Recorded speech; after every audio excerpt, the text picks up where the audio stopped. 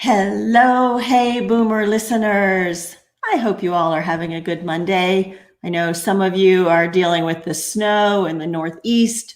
Some of us in the Southeast are dealing with cold rain, but it's still a beautiful day here at Hey Boomer, so I'm glad you have decided to join us. Do you remember last week when we spoke with Dr. Thelma Reese and we talked about stereotyping, the stereotyping that happens when we put people into age categories? So remember, we talked about the silent generation, the baby boomers, Gen X, millennials, and how stovepiping the generations accentuates what the differences are and creates a difficulty in trying to understand and bridge those gaps to have really good intergenerational support and conversations. Well, our society tends to stovepipe and stereotype people in many categories, and today we're going to talk about how that happens around food.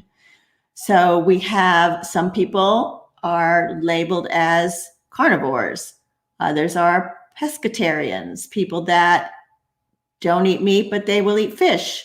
We have vegetarians and vegans. We have people that choose to live kosher lifestyles following the rules of the Old Testament, and people that choose to live the halal lifestyle following the rules from the Quran. And all of these different choices of ways to eat can also create confusion and misunderstanding. But it doesn't have to be that way. We are trying to build bridges. And that was one of my great hopes when I started Hey Boomer, was to build bridges of understanding between generations, between different ideas, so that we can all grow and respectfully appreciate what we have in common and what the differences are, and learn from that. So my guest today, Deanna Meyler, who I will bring on in just a moment, lives a vegan lifestyle. And when I first met Deanna, we talked about how that works. And I learned that she is a very caring person. There are very good reasons that she lives this lifestyle, but she also is very non-judgmental in her presentation of it. So I think this is going to give us a wonderful opportunity to learn more about it, to understand if it is something that we might want to pursue. And if not, maybe give us more understanding of friends and family that we have that have chosen this vegan lifestyle. So I think it's going to be a very important and helpful conversation for all of us. I wanted to remind you that on Thursday, February 4th, I am going to be co-hosting a new podcast called the Caregivers Bakery. CJ Golden, who was a guest of mine, and I will be presenting this podcast. And on the 4th, it's what we're calling a soft opening, right? Just like any restaurant or bakery, before you're ready to open the doors to everybody, this will be our practice run and an opportunity to tell you our stories and why the Caregivers Bakery is going to be a place to get nurturing, to share recipes, to get understanding as a caregiver about some of the feelings that you're feeling and how to take care of yourself. So I hope you will join us for that. That's going to be Thursday, February 4th at 1 o'clock, and then every Thursday thereafter. Don't forget that Hey Boomer is now also available on all your major podcast channels, Apple Podcasts, Spotify, Google Podcast, all of the major ones. And so if you're not able to listen to us live, or if you have friends, particularly that you know would benefit from this conversation, please go ahead and share this recording, or share the podcasts with them. All they have to do is look for Hey Boomer, and they will find our podcast. And we love your conversations. We love your comments. We're already getting great comments. Ken says it's blizzarding in central Massachusetts, and that he we always rank differences, right, Ken? Which is better, worse, healthy, unhealthy, holy, unholy, right? So we are going to talk about all of the good things that Deanna has to tell us about living a vegan lifestyle. And we are going to learn and ask her questions. Hi, Deanna. Hi, thank you so much for having me today. I am so glad that you can be here with us from snowy Philadelphia. Yes. So yeah, bundle up. Well, let me give them a brief introduction, Deanna, about who you are, and then we can get right into the questions. Sounds great. Okay. So Deanna Meyler has been vegan since 1998. She has a PhD in sociology, advanced certification in community leadership, is a master certified vegan lifestyle coach and educator, and is certified in plant-based nutrition. Deanna is the founder of An Everyday Vegan, a lifestyle website where you can find some really wonderful recipes if you're interested, the Philly Vegan Food Tour, and she is the executive director of the Peace Advocacy Network, which is a nonprofit that helps people go vegan. Deanna's personal mission is to make the world a better place, one meal at a time. I love that, Deanna. Thank you. Yeah, well, thank you for being with us. Can you start this conversation by giving us an understanding of your journey before you were a vegan and then what made you decide to adopt the vegan lifestyle? Absolutely. And it's, every person who has made a change, even to vegetarian, especially to vegan, has a story about what inspired them to make their change. And so mine is not necessarily different than some of those other stories, but it's absolutely unique to me. I was on a health journey. I had been reacting to a lot of foods I was eating in different ways, and my doctor had recommended that I cut certain things out. He had determined that I was unable to properly process certain foods in my digestive system. And so I was slowly cutting out foods that I was having a lot of trouble with, and finding that as I cut certain things out, other things were becoming more problematic. And so I was on that journey, and I was feeling better and having some success, but also having some setbacks.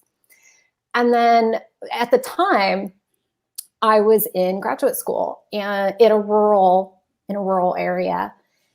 And I met some cows. They're called window cows.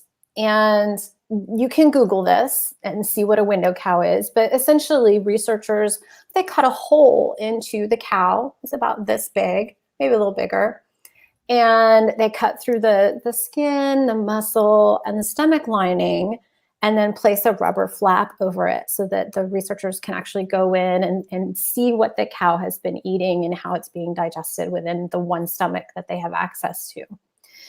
And the cows that I met, they didn't look happy. I've seen happy cows. I've visited animal sanctuaries, and the cows are, they can be very loving and very playful.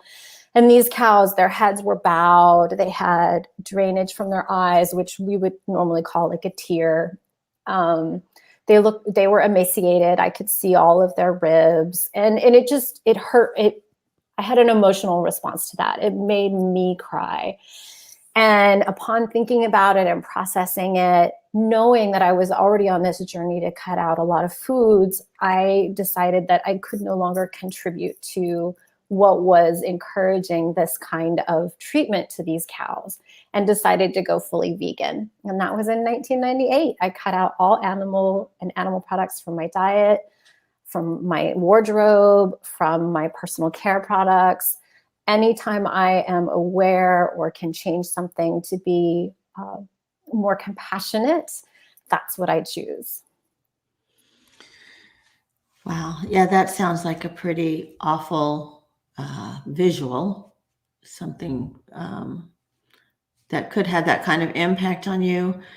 So it started as you weren't feeling well, and then it went to cutting out all meat products. Okay, so how difficult was that to cut out all meat products? Well, like I said, I had already been on the journey. So I had already cut out several things. I wasn't eating beef or cow in any way. I wasn't eating any pig meat. I had completely stopped eating any kind of dairy, as it had always been a big culprit in my health. And so there really wasn't much left at that point.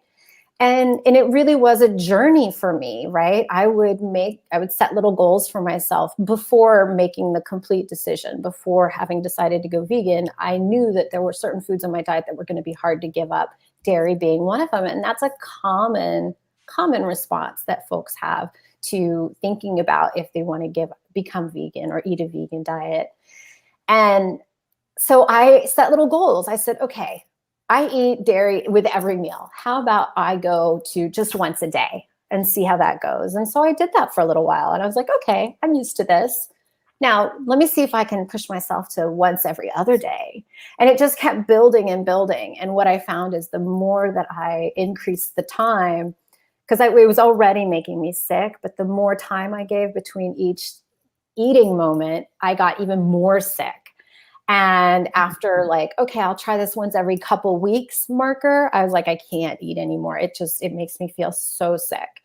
And so again, that was just my journey for it. A lot of people, they're able to go cold turkey. And I think that's pretty amazing, but I definitely did it more slowly. And then by the time I was ready to go completely vegan, because I'd met these cows, the dairy, which can be a big issue for a lot of people, wasn't an issue for me at that moment. And so it was really easy for me to just be like, okay, these last couple of things I've been eating, I don't need these anymore. Yeah, because I guess the longer time lapse you had in between, the more you could recognize the negative impact it was having on your system. Exactly.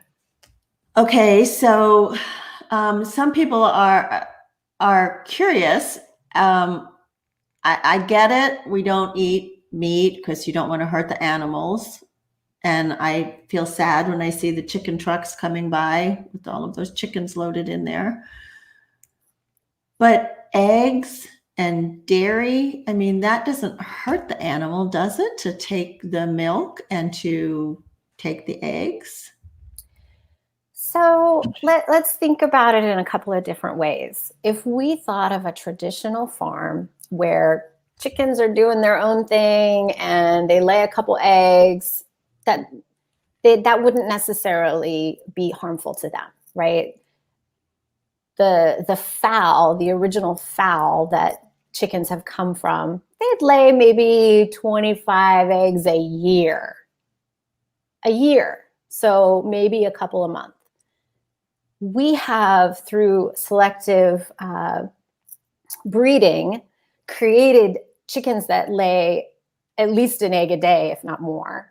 Mm-hmm. And so that selective breeding process has created a scenario in which their bodies aren't really prepared to give that many eggs that quickly. So it is actually a bit painful for many of them. Their reproductive system has a lot of negative consequences. On top of that, when we think about chickens, when we do fertilize the eggs and we encourage the chicks to hatch from the eggs, about half of those chicks are boy chicks. And we don't have any use for those roosters, right? They don't lay eggs. They're not useful. And we don't fertilize most of the eggs that we sell for food. And so farmers have to do something with all of those roosters. So the day that they're born, when they're tiny little cute, sweet, fuzzy little yellow chickens, little chicks going beep, beep, beep, beep, beep, they have to do something with all those boys. And I'll be honest, they kill them because we can't have that many boy chickens just in the world. There's no way that we can... we eat so many eggs in this world right now that we couldn't handle all the boys just growing up.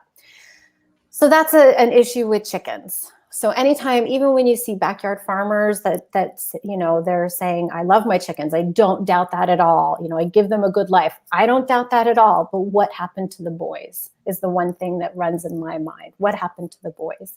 And of course, when we think about our modern animal agriculture system, the way that they treat chickens in general for eggs is not something most of us want to dig into. It's not pleasant for them. They cut off their beaks. They often cut off their toes, so they can't hurt one another while they're cramped into small spaces. And it's dark in there, and they restrict their food and their water to try to get them to lay more eggs. And they restrict their daylight to get them to lay more eggs. And it's just not an industry most of us really want to dig into. So that's one thing to think about with eggs. And when we think about dairy and milk that comes from cows, it's very similar. Cows, just like humans and every other animal, they make milk to help their babies grow, and that's what it's for. And so again, through genetic, through specialized breeding, we have created cows that will create more milk than they would have had they been left to their own devices. And selective breeding, that's what it's called. And on top of that, we put them in these systems that are often very painful, right? So it's not uncommon for a cow to have more than the standard number of udders. If they have too many udders or too few udders, those cows get processed. And what I mean by process is they're typically sold to become pet food, or boy cows will become veal, because again, just like the chickens, the boy cows are not useful in the dairy industry. And it's again, something that many of us aren't jumping to get to learn more about, right? It's something we typically don't talk about. So then if the milk cow has the right number of udders, she will get put into the system where she's artificially inseminated. So this is not natural breeding. And she will be bred to create milk, because of course we don't make milk unless we're pregnant. So they'll get her pregnant, she'll create milk. As soon as the baby is born, max 48 hours, that baby is taken away from its mother, fed by a bottle of a formula that's often made from blood. So it's the extra that comes from the slaughter, the blood. And the mom then gives milk to the processing for humans. And it's very depressing for the cows. Cows are very emotional animals. If you live near a farm that this is happening on, when in the season of the time of the new baby cows being born and being taken from their moms, you'll often hear the crying of the cows. And there's newspaper articles about how people have called the police. I'm hearing crying. I don't know where it's coming from. And it's coming from the cows. And that's a very common thing. Now, if these cows are on, small farms and people are just milking for their own families, again, that milk was intended for their babies, and it's hard to take that away from them. And that's before we even get into the, all of what's actually in milk and what we add to milk and the processing of milk and all of these other things that when we dig more into all of it, many people choose to not partake. Mm. Wow. Let me share some of the comments that we're getting. We'll get back to Sheila. Sheila says, I keep thinking that being a vegan is harder than being a vegetarian. I hope you can say something to change my perspective. So we'll get back to that. Okay. Because I do want you to answer that. Beth says, we are so removed from where our food actually comes from. If people had to slaughter animals, they themselves, or most of them, would be vegan. Or at least eat fewer animals, right? When you take upon yourself the burden of slaughter, it might change how often you want to eat those kinds of foods. Yeah. Let's see. Beth also says, this was talking about the male chickens, not to mention that males are ground up alive as soon as they hatch. Yeah, I skipped what they do with them. There's a few things that they'll do. They will ground them up and masticate them is what it's called. They'll ground them up right away to kill them. They will suffocate them. So they'll put them in trash bags and suffocate them, or they'll even gas them sometimes. Those are the three main ways that the modern animal agriculture system will dispose of the boy chicks. And I skipped that on purpose. So Thank you, Beth. Ken says, my chickens are beloved pets with benefits. They've lived for 9 years so far. They lay an egg every day or every few days, except during the winter when the daylight is shorter and they take a break for that season. I have a rooster too. Most males become fertilizer as soon as they're identified. This is true and sad to be sure. And he also says we're the only species that drink other species' milk. Mm-hmm. We are. I mean, there's certain stories that you'll hear about certain animal moms taking on the animals of other species to mother them. Those are unusual stories. They're certainly there, but we are the only species that purposefully drinks the milk of another species on a regular basis. Okay, so there's a couple of questions. So let's go back to Sheila's first. She's the one who is thinking about thinking that being a vegan is harder than being a vegetarian. Will you talk to that? Absolutely. It's such an interesting question and thought. Lots of people on their journeys go to vegetarianism first because they think, okay, I'm not eating slaughtered animals. I'm not contributing in that way. There are health benefits from going vegetarian. And so, it is a normal next step for a lot of people. However, when they start to learn more about the dairy industry and the egg industry and realize that it's not just about how the animals are treated, but it's about how our bodies respond to what comes from those foods, that they start to realize maybe I should do it different. So where do I start? Let's think about an egg. An egg is the most cholesterol we can eat in one food product that's possible right now. And we know that cholesterol is bad for us. All animals make cholesterol, including humans. We make all the cholesterol that we need. We don't actually need more cholesterol. And when we continue to eat it, our bodies have to figure out what to do with it. And it's absolutely been connected to the increase of cardiovascular disease, so heart attacks and strokes, people needing stents to move beyond the clogged arteries that they have developed over time because of the foods that they're eating. 1 in 3 Americans today is predicted to die from cardiovascular disease. It's definitely an issue many people are thinking of right now. And although going vegetarian is what might seem like an easier step, if we aren't cutting out cholesterol, we're not decreasing in the same way our exposure to the possibility of health complications down the line. And it accrues over time. It's cumulative, right? So if you've been eating dairy your whole life, your arteries could look very different from someone who has not been eating it their whole life. And so, you might feel good today, but 5-10 years down the line, your arteries could really be giving you some business about it and telling you it might be time to make a change, or maybe it's too late to make a change. And that's what's most hard when loved ones are facing the consequences of their diets in ways that, you worry. I worry, are they going to be with me much longer? Can I help them be successful moving forward? And of course, not everybody wants to make diet changes. And so that becomes when many people choose 2 different medications to try to help manage all of that. Right. And I like what you said at the beginning, that, you can slowly, gradually move into it. I've just put up your website there.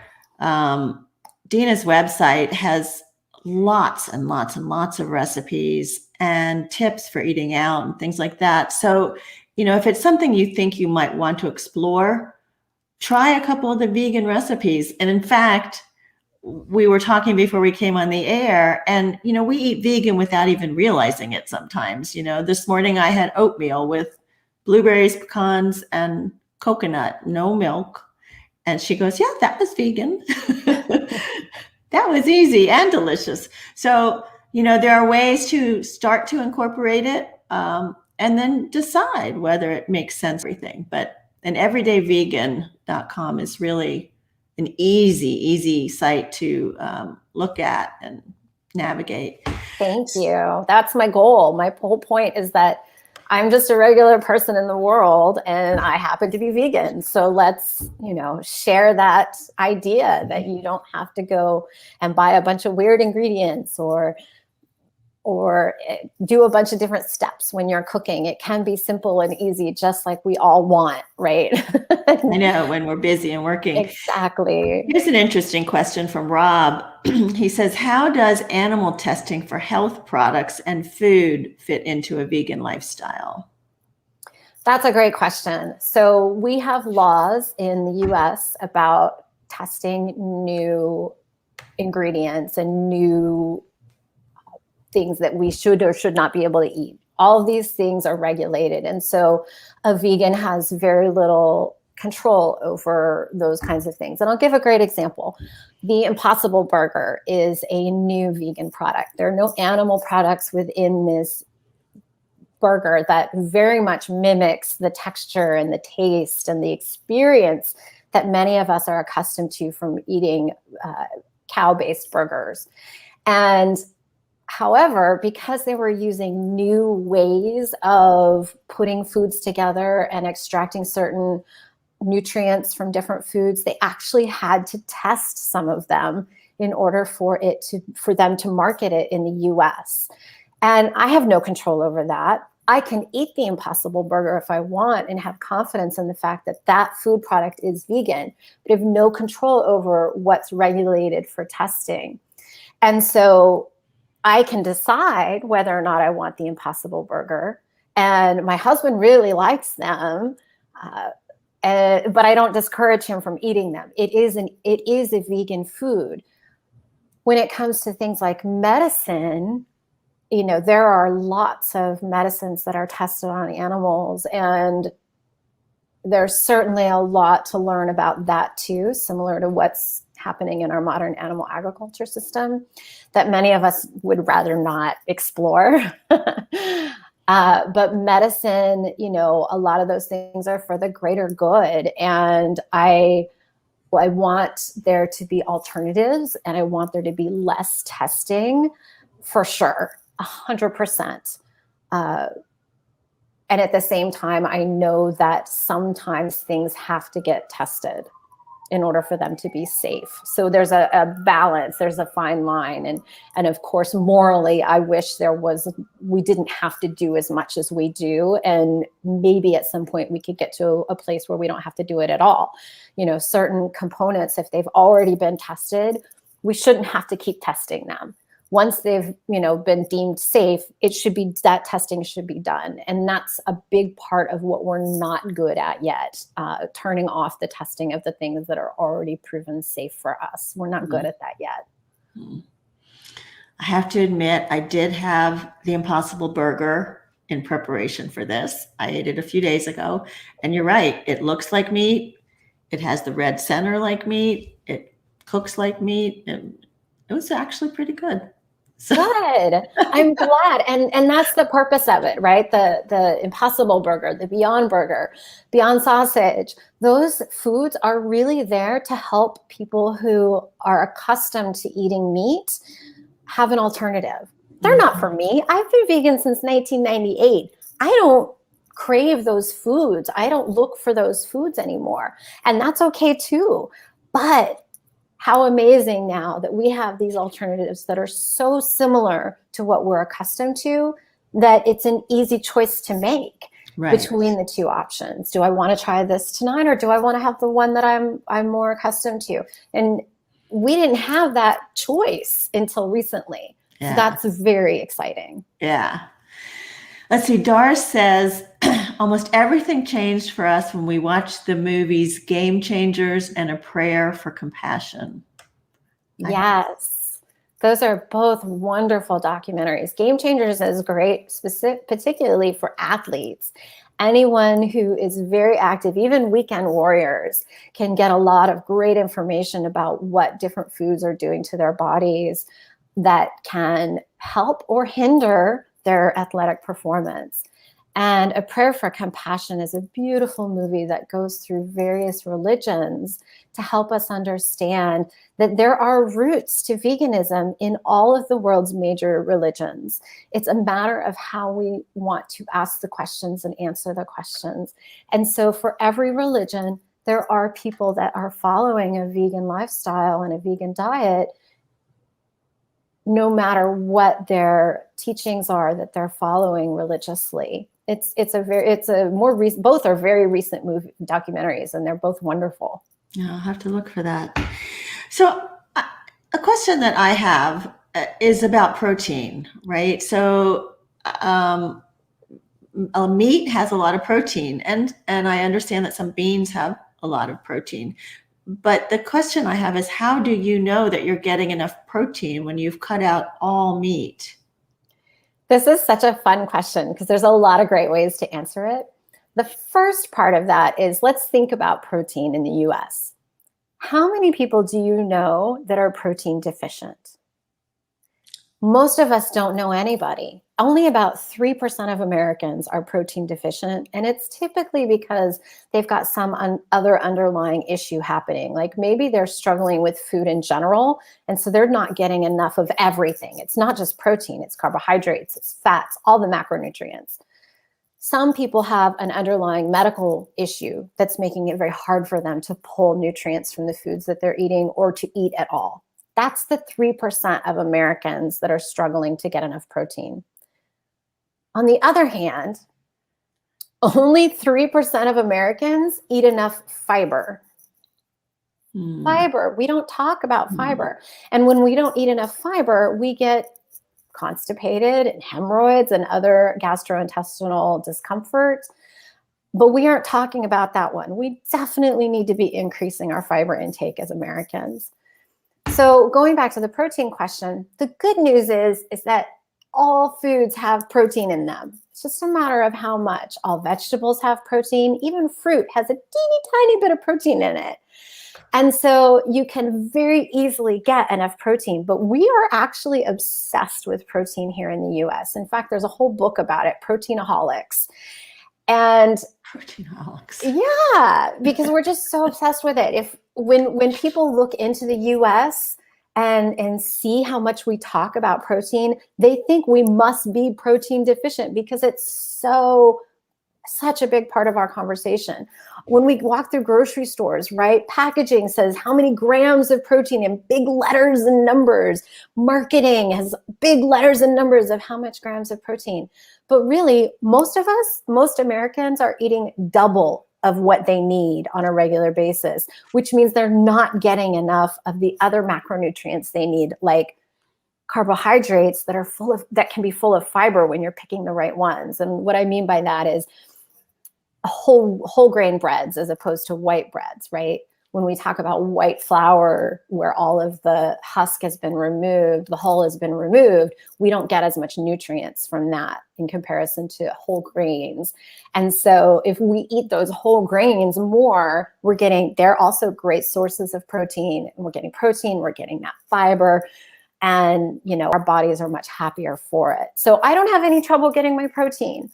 I eat a varied diet, lots of beans, legumes, lots of vegetables, lots of grains that are high in protein. And I've never once suffered from a lack of protein. And I don't even think about it, right? I don't think, oh my goodness, I need to make sure I go eat some more beans. It just works out that way. Even your oatmeal this morning, Wendy, had protein in it. Yeah. That nice, healthy grain full of fiber. You're good to go. I remember back in the 80s, a book called A Diet for a Small Planet.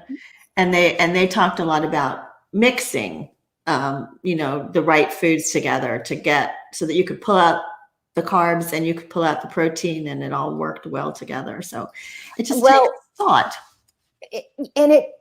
So that's actually been debunked.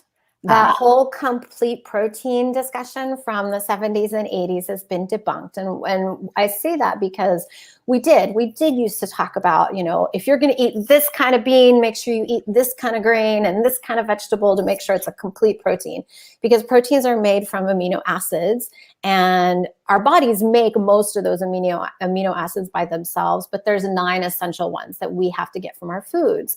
What we've since learned is that as we eat throughout the day, our bodies will pull those 9 essential amino acids from whatever we're eating and combine them itself. We don't have to think about it when we're eating a particular meal. Do I have all 9 amino acids?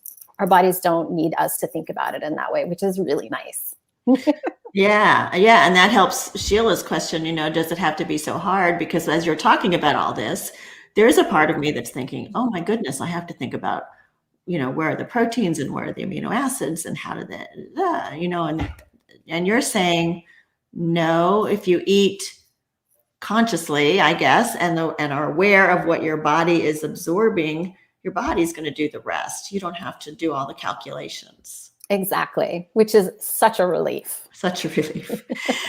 So I want to take this a little deeper now, though, because there's also a lot of implications on the health of the planet, not just ourselves and some of the horrible environments that these animals live in. And the Peace Advocacy Network that you're part of does some work that would highlight more of that, I believe. So would you talk about that a little bit?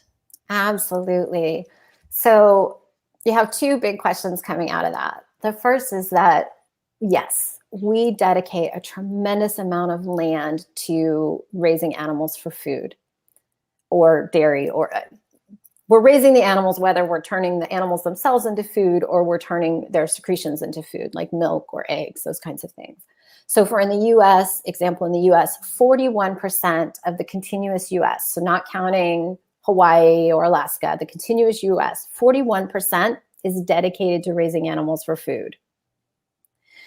When we compare how much land we give to animals raised for food to food we raise directly to eat, it's staggering, the difference. And we're talking a small percentage in comparison. And it's 30% of the world in general that we dedicate to raising animals for food.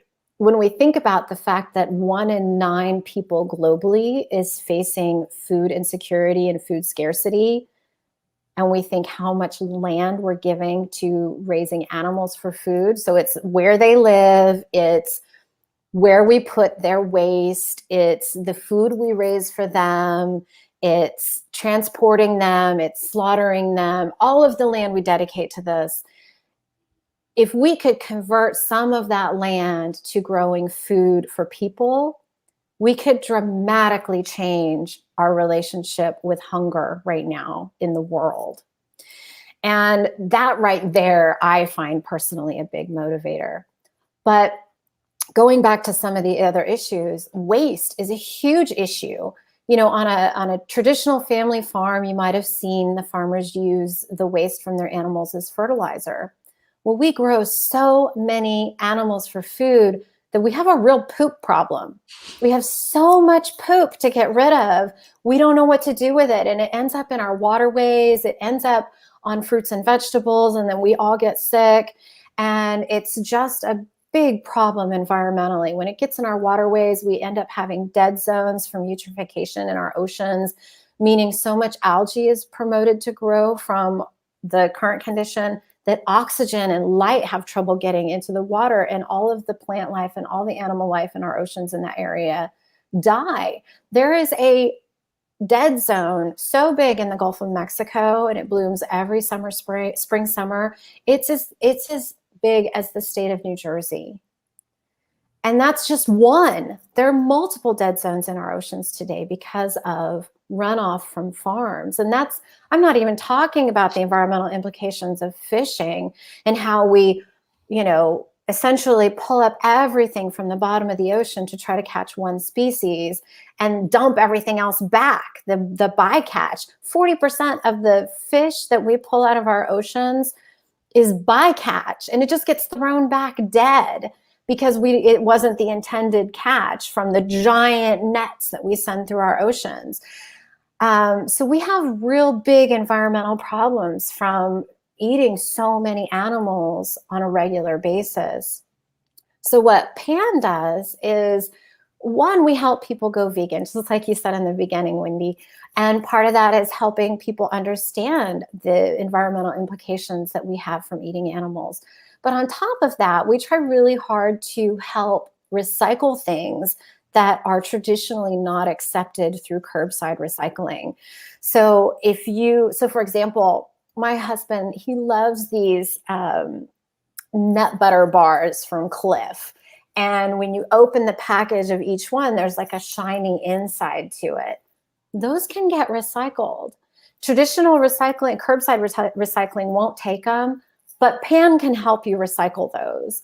And that's just one example of what we try to do. So we will go to different festivals when we could all be in person and go to festivals, and we would collect stuff, but we can also mail a label for you to send your own things in and recycle those, so that it's just a little bit easier on you, a little bit easier on the planet. And it's one more step closer to preserving this beautiful, amazing place that we have, and making sure it's, available for generations to come. Right. Bob has a question about the potential risks with agricultural pesticides and other contaminants that we should think about, I guess, using them and ingesting them. Yeah. So, there's been a big debate for a long time. Should we be eating organic? Should we not be eating organic? Yes, we use tons and tons and tons of pesticides on our food and on the food that we grow for animals. So, if animals are eating the food and then we're eating the animals, we're obviously getting an even more concentrated amount of pesticides, herbicides, these kinds of things in our meat and dairy if we're eating those things and they're not organic. The one good thing about the debate is that we've learned it's not super recent, but not everybody knows it yet. And that is the amount of nutrients that come from conventionally grown fruits and vegetables compared to organic fruits and vegetables is the same. So if you are experiencing financial constraints that make it such that you have to be thoughtful about which foods you get that are organic, know that you're getting the healthy nutrients you need from the vegetables and the fruits that you're buying, no matter if they're conventional or not. But there are some fruits and vegetables that really, really,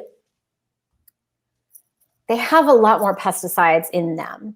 And that's because we use a lot of pesticides on them. And it's called the Dirty Dozen. If you just Google the Dirty Dozen, you can see which foods you should be avoiding conventionally grown, like berries and kale. Make sure you're getting those things organic, and maybe less concerned on the other things, so that you can balance that. I mean, you don't want to, I don't know about everyone else, but for me, I have a budget for my grocery shopping, and I try to stick to it as best I can. And that means sometimes I can't afford the organic option. Maybe it's out of season and super expensive. Okay, so that means I won't buy conventional blueberries in the winter, but maybe I can buy some frozen organic blueberries that are going to be cheaper, and I can put those in my smoothies or my muffins or whatever it is. So I just try to balance it by being thoughtful and knowledgeable. And so even washing them doesn't remove those chemicals. Not always. There's some different things that we can do to remove a lot of them. So for example, if you make a saltwater solution, I think it's 10-to-1, maybe 10 water to 1 salt. You can get a lot of the pesticides off, but then you've got to make sure you rinse it really well, because who wants salted blueberries? Right. If they're just not as much fun to eat. Right. All right. There's a zillion questions and comments. Real quick, Lourdes would like to get information on how to recycle those granola packages. And is that just to go to the Peace Advocacy Network? Can she find it there? Yeah, just go to peaceadvocacynetwork.org. We have in our headers, there's one about recycling, and you can learn more about how we can help you recycle things that are harder to recycle. Yeah. And if you're looking for some fun, easy recipes to try, check out an everydayvegan.com and just start playing with it a little bit, and see how it works for you. Yeah, if there's an ingredient that you really like, I try to tag things by ingredients. So, for example, if you like Italian food, then you can, just type in Italian and see what pops up. If you like kale, you can type kale in and see what recipes pop up with kale, to try to make it a little easier to find the things that you're most excited about. But there's dinner options, there's breakfast options, there's snacks, there's lunches, there's, I've been blogging, or I've been writing in this website since 2013. So there's a lot of information there that I invite you to enjoy. Yeah, I always like good recipes. So thank you for that. I always like to end my interview with a quote from C.S. Lewis, where he says, "You are never too old to set another goal or dream a new dream." And so my question to you, Deanna, is what are you dreaming about for the next 6 to 9 months? Oh my goodness. Well, one, I hope to get vaccinated. Oh, yeah. Absolutely. It's really interesting, this most recent pandemic and vaccination process, it wasn't tested on animals. The vaccine wasn't tested on animals because it's not made from animal products. Whereas like the flu shot is traditionally grown in an egg, the pandemic vaccine is not. And so I am excited that we're starting to see some of that change that I mentioned, where we aren't having to do certain things over and over and over again, which is really, really cool. And so in the next 6 to 9 months, I'm looking forward to getting vaccinated. I'm looking forward to lots of people getting vaccinated so that our lives can go back at least a little bit closer to where we were a year ago. I'm looking forward to helping lots more people go vegan through the Peace Advocacy Network. And as a certified lifestyle coach, I also individually help people. So what happens is, some people, like I said, they can go cold turkey and they just do it on their own, and that's amazing. Other people, they prefer some support and help, and that's what Peace Advocacy Network can provide. We provide all the support and help that people value in that journey for 30 days, and then we offer other ongoing support as helpful.